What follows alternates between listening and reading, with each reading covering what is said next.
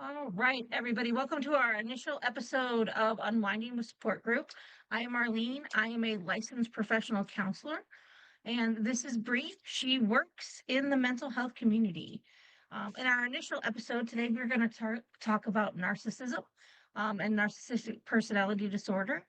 But as the title says, this is Unwinding with Support Group. So, our beverage of choice today. Mine actually is Seagram's Escape, Jamaican Me Smile. And Bree, what's yours? You're making me smile. Is that how all of their names are? 'Cause Yeah, that's something. aren't they adorable? I like it. My beverage of choice today is a good old hearty Dr. Pepper. Can't go too long without one of those. All right, Dr. Pepper, fantastic. You know, they are yummy. So, all right, so narcissism, that's the thing that everybody talks about all the time. It's everywhere. You can't avoid it. It's literally everywhere. So, let's talk a little bit about it. Before we get into more conversation, though, I think it's important we talk about maybe what the DSM diagnostic version is, the actual narcissistic personality disorder. So this this is going to be the boring part. We're actually tell you what the diagnosis is. So listen, this is a pervasive pattern of grandiosity, right? Need for admiration, lack of empathy, starts in early adulthood, stays all the time. That's at least one part. The next part, people have to have 5 of these things: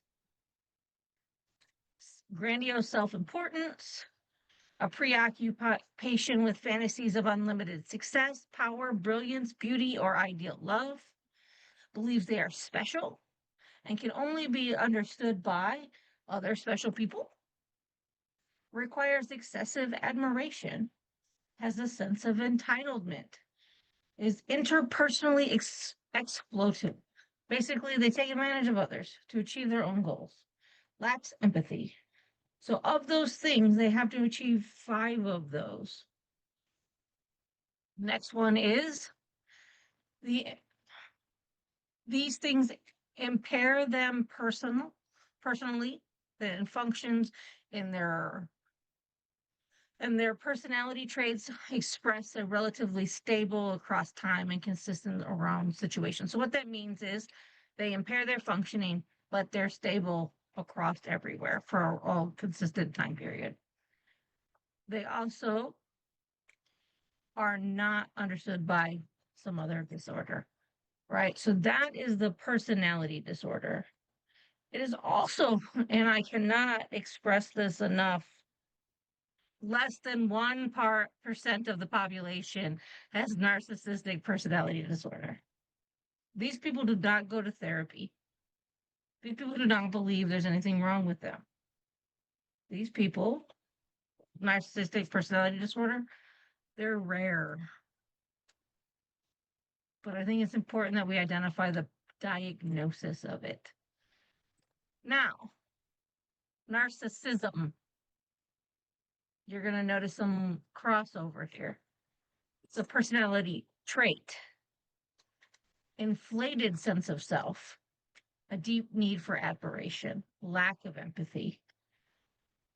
While some level of self esteem and self regard is normal, narcissism, particularly when it becomes a personality disorder, involves excessive preoccupation with oneself and a disregard for the feelings and needs of others.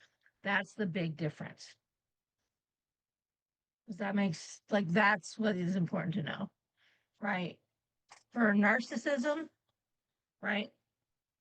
That's the important part. I also want to identify that putting yourself first, setting boundaries, and having self-care does not make someone self-centered or narcissistic. That's just taking care of yourself. So that is all the good, boring stuff that comes from like understanding this. But narcissism has been a term that's thrown around very much in just like general terms. And I think people believe there are so many people who are narcissistic or have narcissism that it's just getting overused. What do you think, Bree? Yeah, I mean, I can't even, I don't know, put a number on how many times I'll be scrolling through Instagram or even on Facebook and um just see somebody kind of drop that somebody's a narcissist or they're dealing with a narcissist or have in the past. Um and I feel like it's very much so confused just with somebody who's like obsessed with themselves, right? Or who might be a little controlling, but yeah, they just don't kind of tick off those boxes because realistically, they're just an asshole and they're doing things that are uncomfortable and they're not necessarily okay, but don't really meet that criteria. Yeah. Look, there are people, you're right, people who are like self-centered for sure. Like it's that personality trait, right? Inflated sense of self. Sure, I agree. We would all consider that kind of a dick. But I'm Yeah, with you. especially when it's all in your face. I could see that being difficult to handle, especially if it's someone like your partner or a close family member. Yeah. But it is everywhere.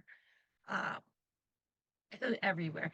You can't go to like Barnes and Noble even without finding 700 books on narcissistic abuse or how to survive narcissism, which also is like, I think,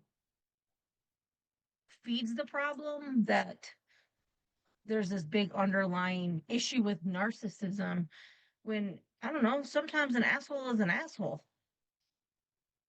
Well, I feel like it's so much more in your face than even just a couple of years ago with, I don't know, maybe it's TikTok who's destroying us all, but um it just seems like even the TikTok diagnoses, right?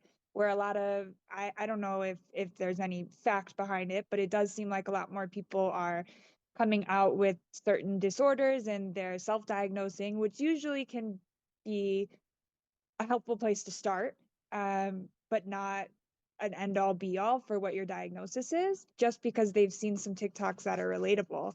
I mean, there's countless other disorders that I feel like are the rise in people having them is unlikely to just because they think that a TikTok is explaining their life when in reality they just are experiencing one minor symptom every now and then. No, you're 100% correct.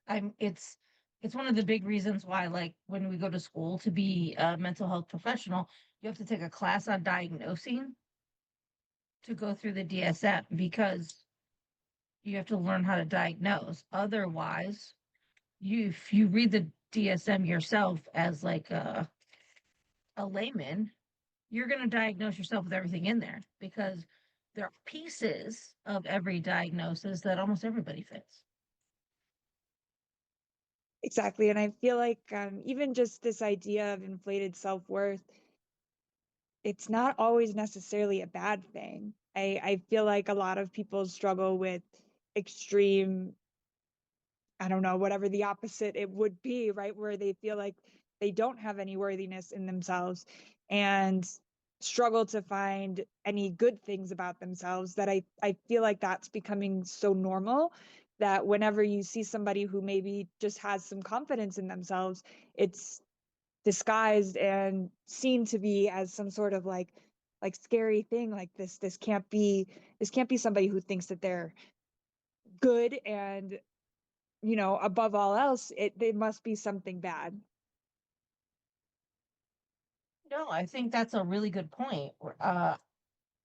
Because right, if you struggle with like your own self-worth and self-validation, seeing someone who's confident, and I don't mean arrogant because those are two different things, but someone who's just confident, that can definitely be seen as like, oh, look at them. They're very like self-important because people who are confident carry themselves that way.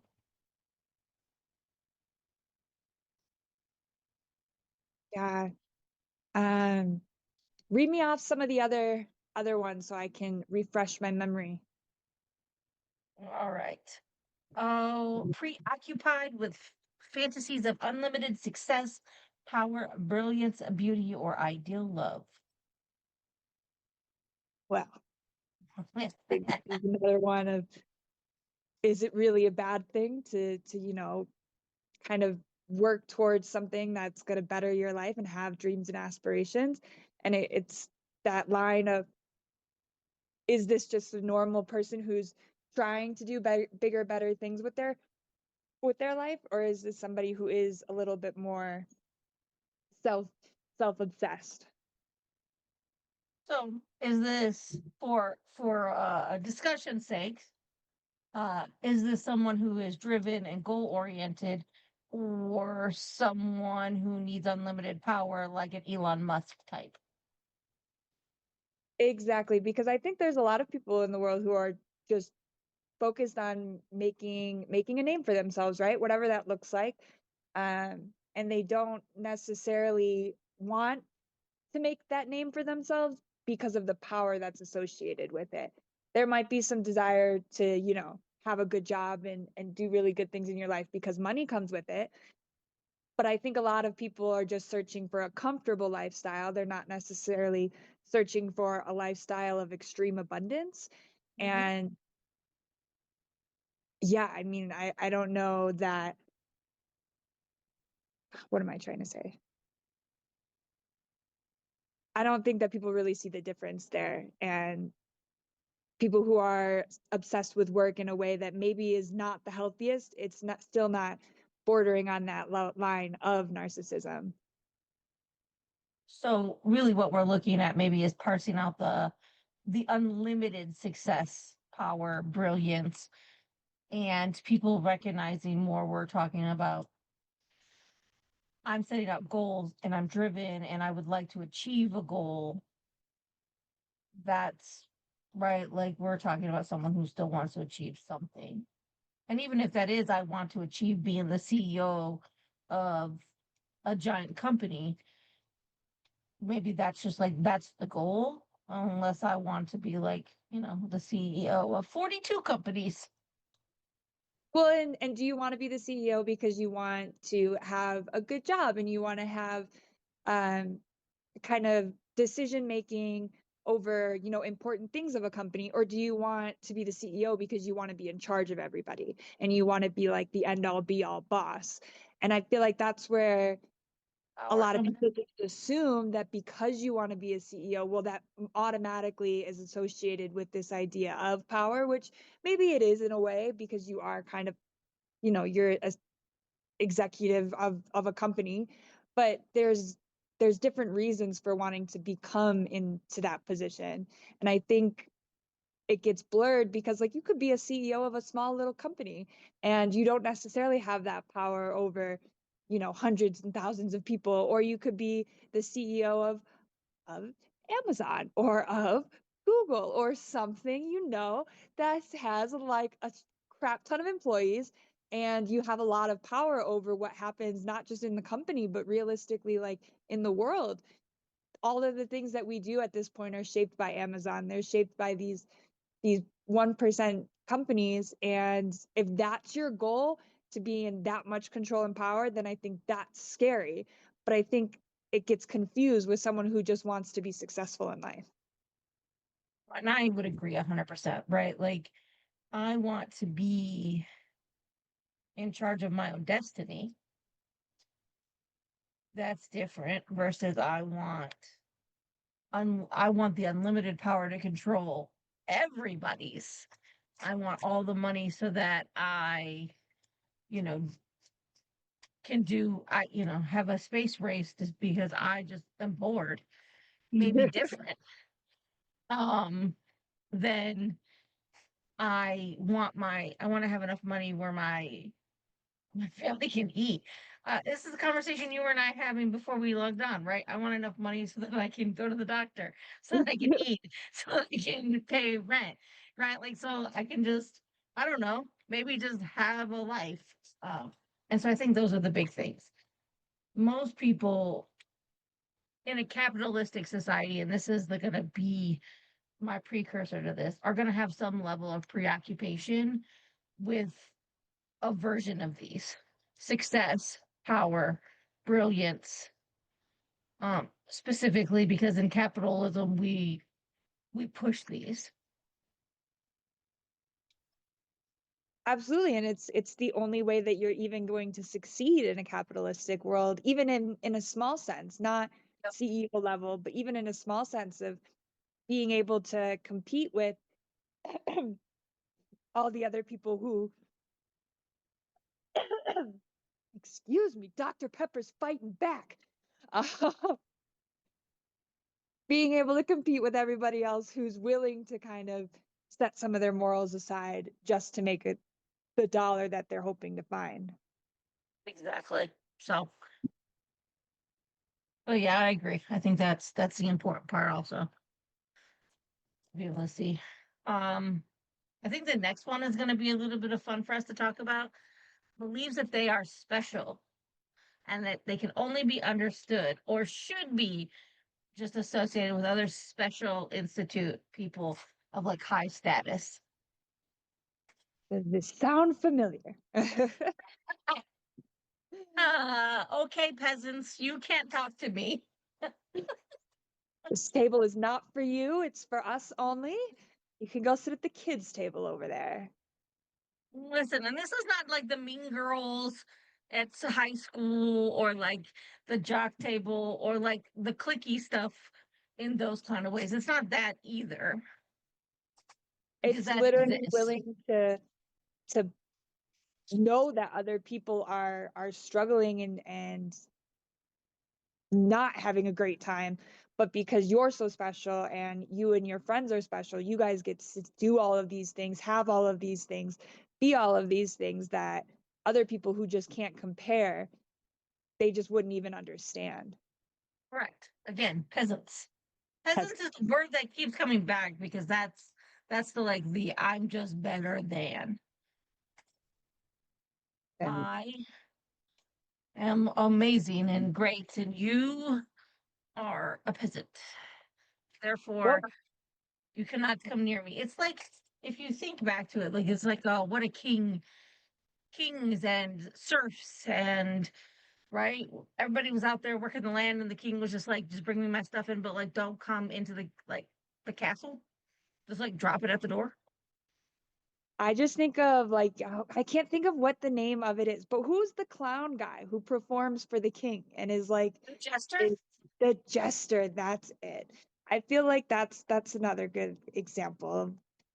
The king, right? He's just sitting there waiting for everybody else to do his dirty work.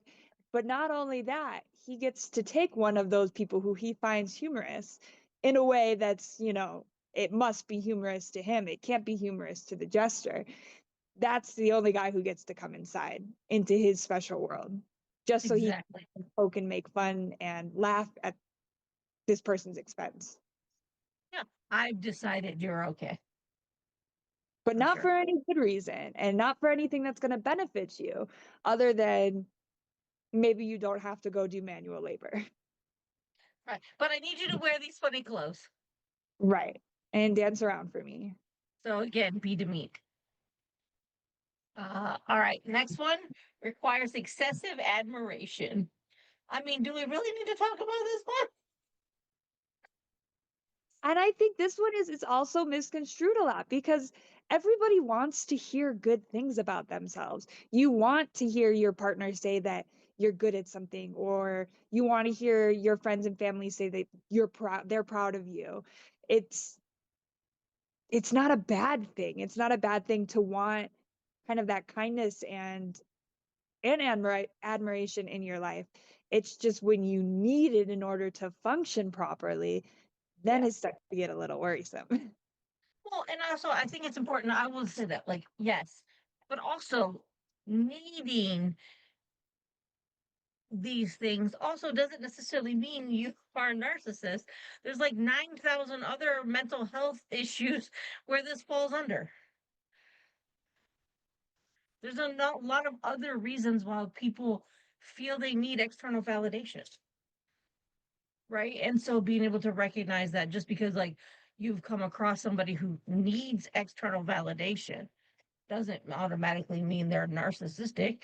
I don't know. They might have low self-esteem. They might have trauma. They like you don't have crappy attachments because of their childhood. Like there's a lot of reasons why that exists. And so being able to just recognize that requires excessive admiration doesn't necessarily equate to like they seek out external validation a lot. Because you're right, people can misconstrue the self. Oh, well, I need to, they always want me to tell them they're doing a great job, or they need me to tell them, blah, blah. Yeah, okay. Well, also, their childhood was shit. Right. And So, sometimes it's a good reminder from the people you love and care about. correct. You're telling me you also don't want your loved one to tell you they love you, or they that you did great today, or you did a good job, or they're proud of you? Like, no, we all do want that. I think it's interesting that you bring up the attachment issues, though.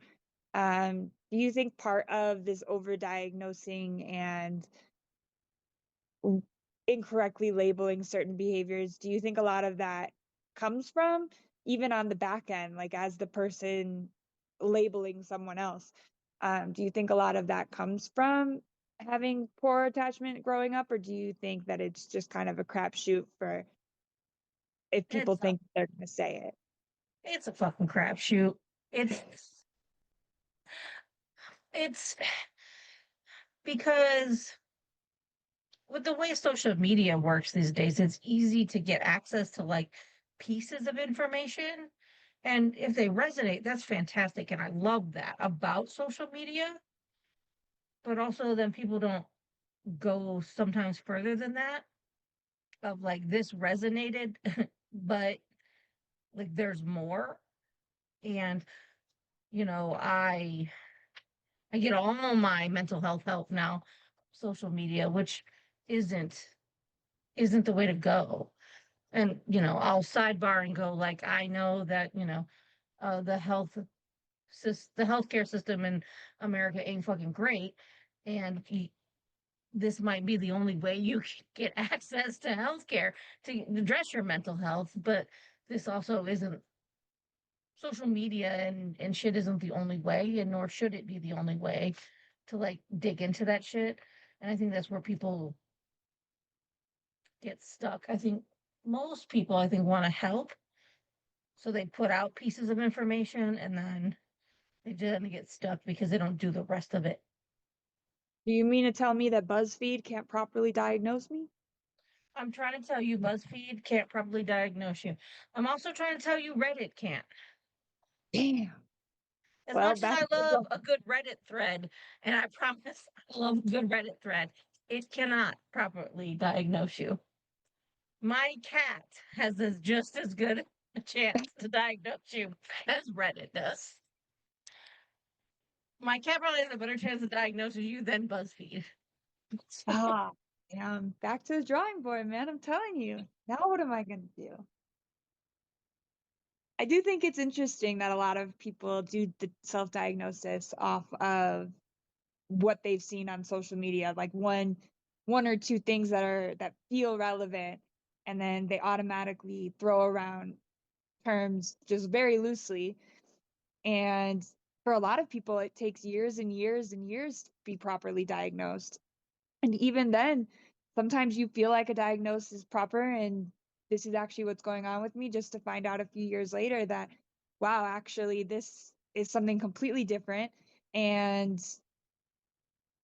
hopefully more correct. I had a friend who was diagnosed as bipolar for a few years, and she really didn't, after a few years, kind of agree with the diagnosis. So she went looking around for somebody else who might be able to kind of help, and was found out to be ADHD instead, um, and was given proper medication for ADHD, and her life completely changed.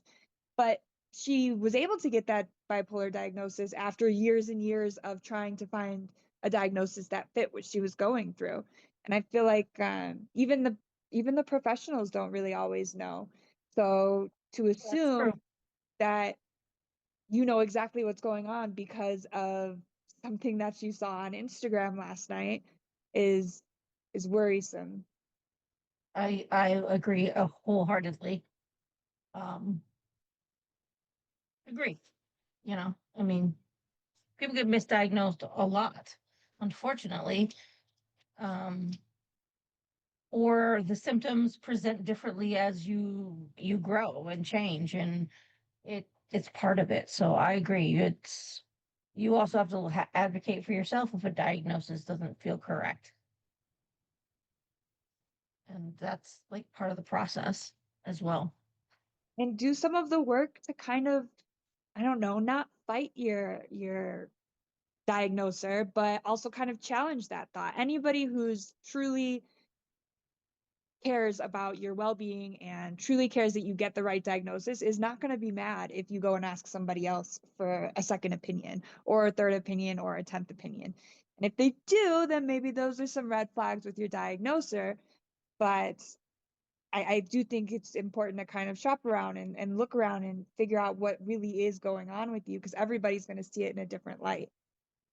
I also think you it's important as you're going through a diagnosing, whether that's with a psychiatrist or a therapist or a psychologist or whomever, and you're running through the screening questions and the testing.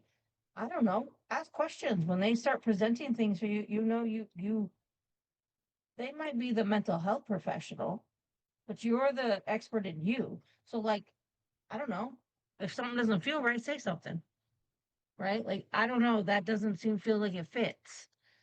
Like, that's how I function as a therapist. I know what I'm talking about in my field, but like, you, we come together. That's how we work. Like, that's just how that's gonna go. So, all I right, do think last it's up. scary Okay. as somebody who's being diagnosed to ask those questions, though.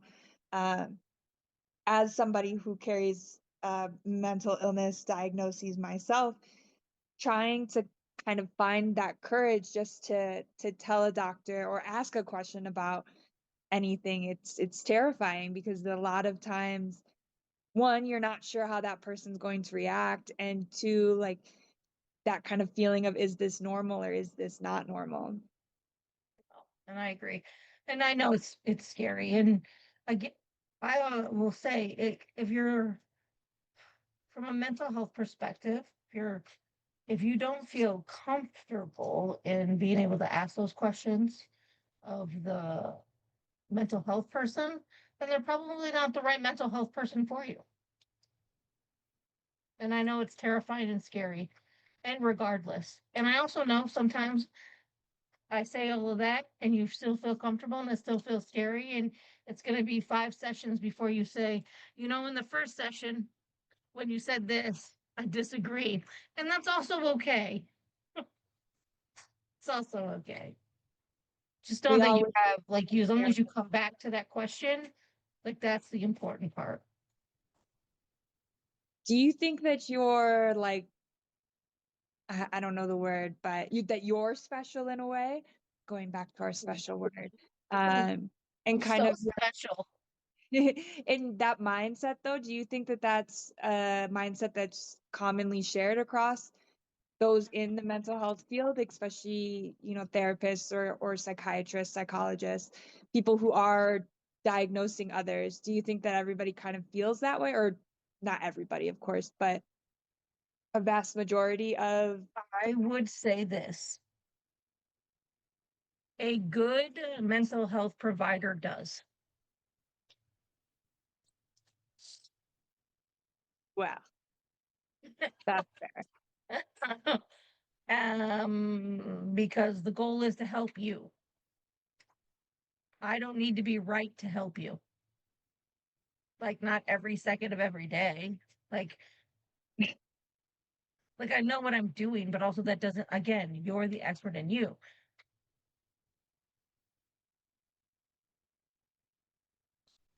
And Maybe I just for, poor for experience, poor track record. I feel like a lot of providers sometimes they do get stuck in that they want to be right, they want to figure out the problem and kind of be correct. And I'm not saying that doesn't exist because I know it does. Um, but there is a part of like, what does that do? Like, I'm in a really good mental health place. Like, at the beginning, think about the first time you meet with a mental health provider. The first session, you're doing nothing but diagnosing. How much do we really know each other? I will tell you that I am pretty sure all of this is like exactly what it is, but we're supposed to be doing ongoing assessing every time we meet because more information is going to come up that's either going to like clarify things or like solidify a diagnosis or go, hmm, I'm on second thought. Like that should be what's just happening in general. I like that, the idea of like it's never kind of a stagnant, just this is what you are, but it could change, it could develop, it could evolve or even devolve into something less serious or whatnot. I like that mindset. No, I mean, I've met you. We spent an hour together. We went through these things. Do I know all of you in an hour? Fuck no. Have you even told me all of the truth? Also, no. I think that's a big one. Did you tell me all of the truth, or did you just tell me what you feel comfortable sharing? I Yes. know I So have a habit of that when I meet somebody new. Maybe not so much in my recent years because I'm pretty comfortable in what I have and what I've gone through now. But definitely in like my teenage years, I mean, there was no way I was even being close to honest. And then you get my mom in the room, and then it's like a completely different story all of a sudden. well, right. Like also, the first time you meet with a mental health provider, they're a fucking stranger. Right. Yes, please tell me the honest truth about everything that's ever gone wrong.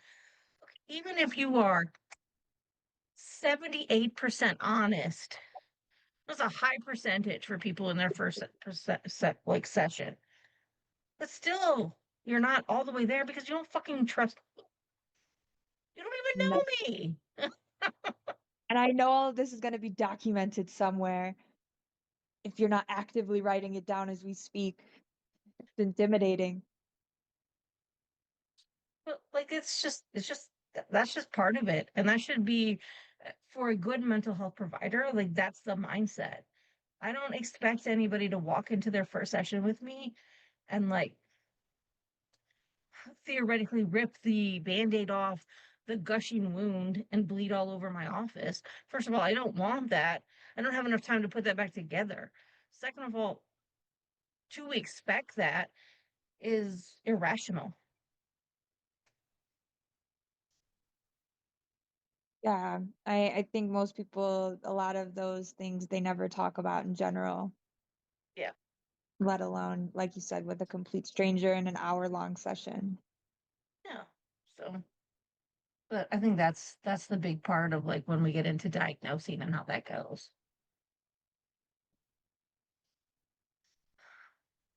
Yeah. So, but I think really when it comes back to, when we're talking about specific diagnoses, um, and how society plays a part, like as we talked about today, with like narcissism and narcissistic personality disorder, being able to say like people have narcissistic tendencies, like they have personality traits where they're just selfish, they are, you know, entitled, people are manipulative, people don't have empathy. Like having some pieces of these people do have, right? You've met people who don't have empathy. You've met people who are manipulative. Doesn't mean they're both, right? Like being able to identify that traits exist that doesn't make them narcissists. It means they have some personality traits. And I think while there isn't any studies collectively that says that because we are an individualistic society, that we have more narcissistic personalities than like collective societies. Like it is important to know that like we grow up with a very me-centered society. And so some of that's going to be just present in how we are raised. When I think that kind of impairment into your day-to-day life is where a lot of it comes into play too. And question, is there like you know how like for a lot of diagnoses there's kind of like a time limit they set on things? So like if this behavior, this feeling, this action lasts longer than X amount of days or X amount of time, then it would be considered like whatever the situation. Like if you're manic, right? Like that kind of lasts more Yeah. than a few hours. It lasts kind of days, sometimes weeks. Is there kind of any of that time stipulation when it comes to narcissism? No, because the thing is like if you met a true person with a narcissistic personality disorder, you would know. Like you would just know. They're so they encapsulate so much of like these things, right? Like that you just know. You're just like, oh, huh, yeah, you got it. Cool. Where listen, we've all met selfish people. We've all met assholes. We've all met people who manipulate us for power and control. And I think what frustrates me a little bit is when throwing around the term narcissistic abuse,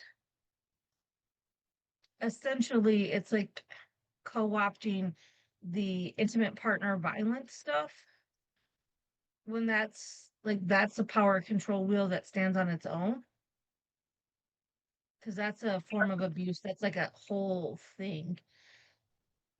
I would definitely agree with that. I do think that a lot of times, even what you see online is it is just a person who's extremely controlling, and that's scary and that's dangerous, but it's still not narcissism. Yeah.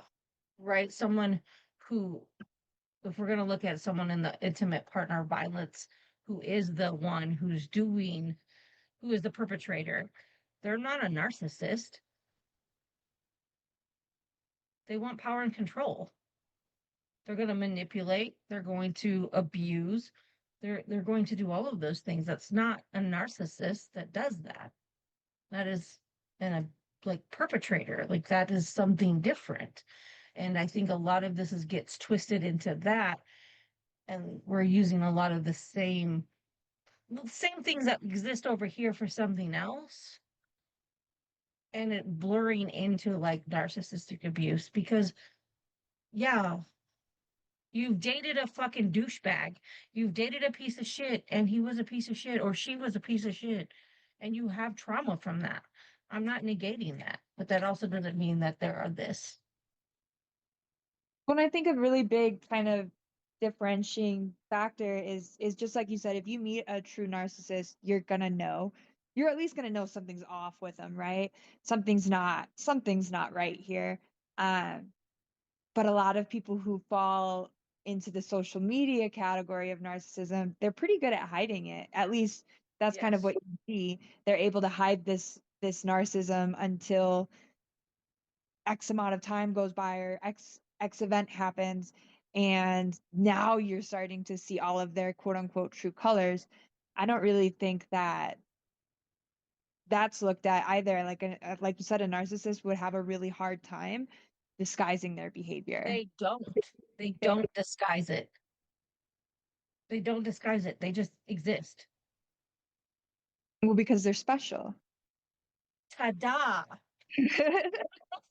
There is nothing wrong with them. Why would they disguise it? There's nothing wrong with them. That's the special part. You're the problem, not me. But there's something wrong with everybody else, but it's not me. Exact. See, now you got it.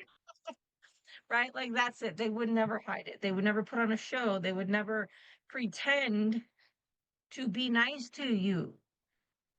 unless it was for a game. They would be nice to you for a short-term outcome.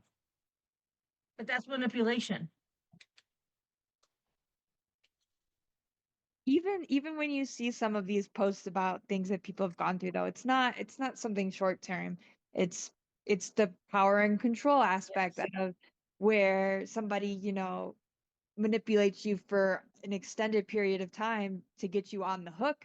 And now once they've got you where they know that you're not gonna leave, now their true colors come out. But yeah, a And narcissist would not be able to sustain that for that long. no, that's not in their wheelhouse. So, but yeah. So, but no, I think being able to cover this topic today in our first very official episode gets us jumping off right, and either people are going to come back for episode 2 and see what happens, or they've decided that this was not a great time for them. Either way, I guess we're gonna find out. That we are. That we are. If you enjoyed today's episode, follow us on Instagram at Unwinding Support or email us at unwindingmentalhealth@gmail.com.